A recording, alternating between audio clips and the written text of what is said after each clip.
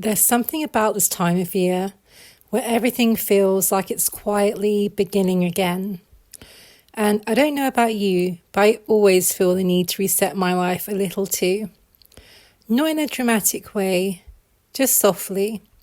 So today I am sharing my spring reset from spending more time outside and offline to preparing for a new season in my writing life to creating a home that feels calm, clear, and inspiring again.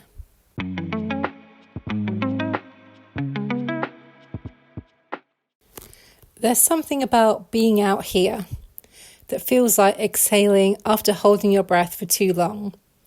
It's subtle at first. You don't always notice it straight away. But the longer you walk, the more something begins to shift. The noise in your mind softens, and for a little while, you're just here.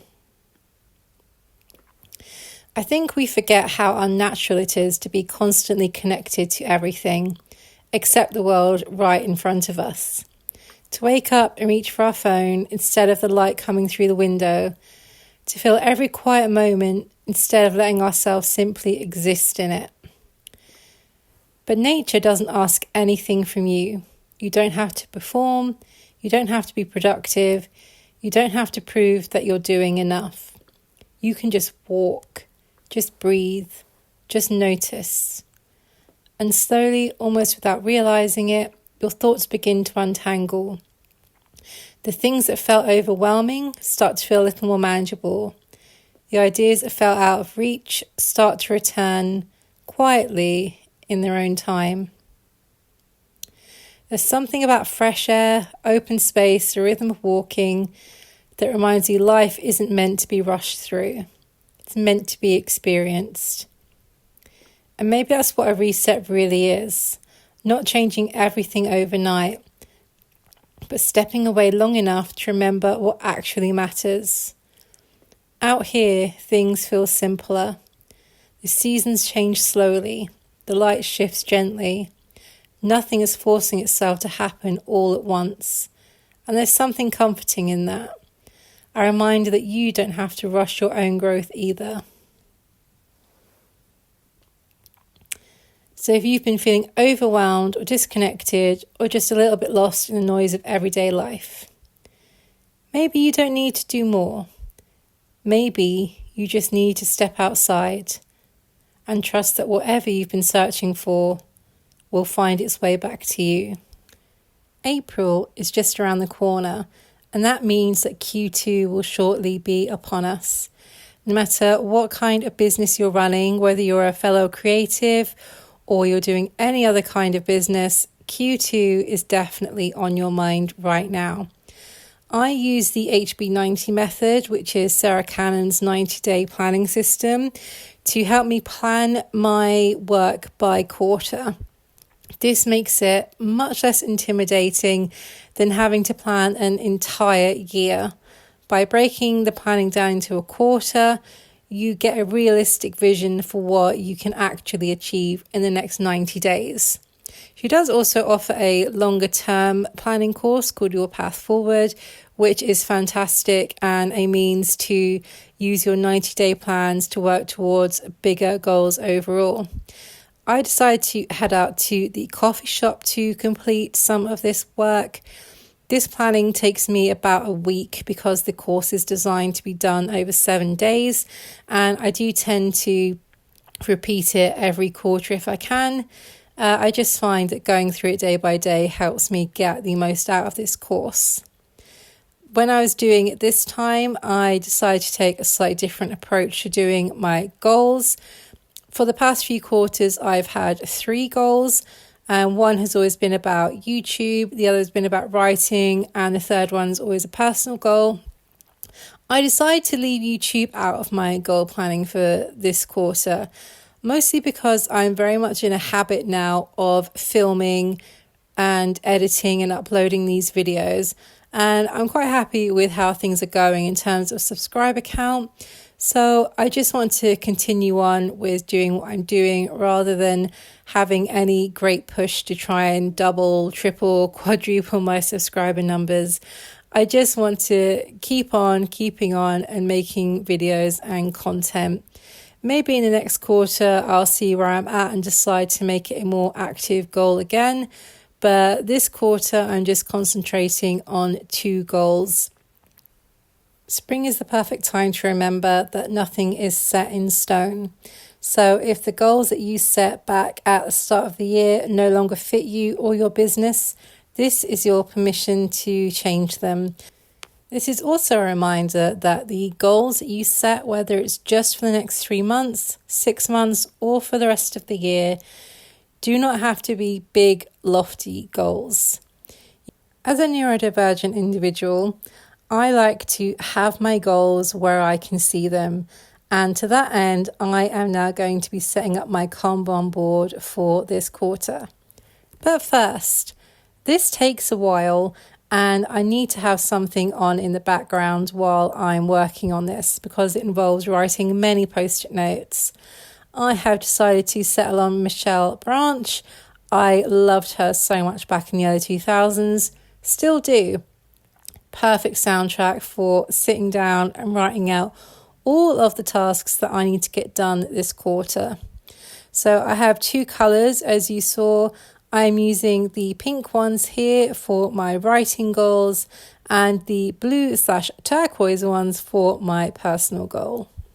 So if you're not familiar with a Kanban board, it is just a place for you to have all of your tasks on sticky notes, and you start with them all at the top, which is the to-do section, and then that middle section you can see there is doing, and the one below that is where you put them when they are done.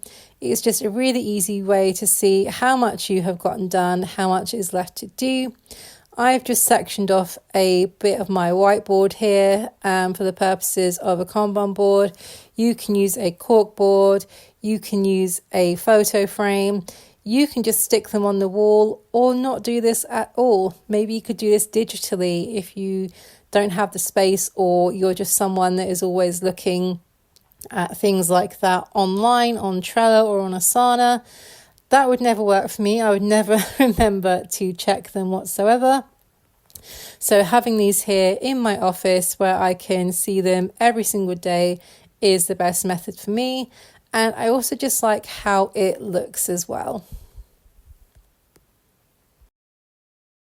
Now we move into the home section of our reset, starting with the garden.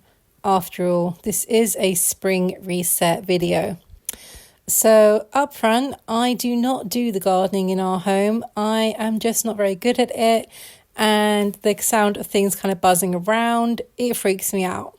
So I am in charge of deciding what we are going to plant in the garden, whilst my husband double checks that the things I want to grow actually stand any chance whatsoever of succeeding in our soil and in our south-facing, very sunny garden. I had read an article in Homestyle magazine about doing a cut flower garden, and I thought that just sounded so fun for spring. And if it's successful, it means I don't have to spend lots of money on buying fresh flowers from the supermarket. I can just go to the garden, cut the ones I want, and have them in a nice, pretty vase. I thought, if nothing else, it was a very whimsical choice for spring, and I am trying to do more whimsical things in life because, well, it's fun. In the times we are in, which can feel very dark and heavy, whimsy is always welcome. Now, until I get that cut flower garden, I will settle for getting flowers from the supermarket. Daffodils are incredibly cheap in supermarkets, £1 a bunch in pretty much every supermarket I've been in lately. And it's just a super fun, super cheap way to add a little bit of whimsy and a little bit of colour to your home this spring. Top tips for daffodils to make them last longer so you get your £1 worth.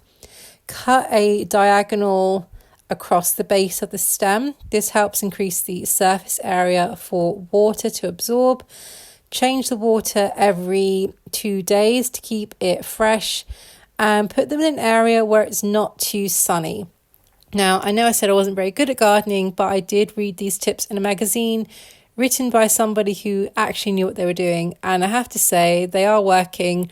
These DAFs at this point are about 5 days old, and they're only just starting to look a little bit worse for wear, but still pretty enough for me to keep out and to persevere with trimming the stems.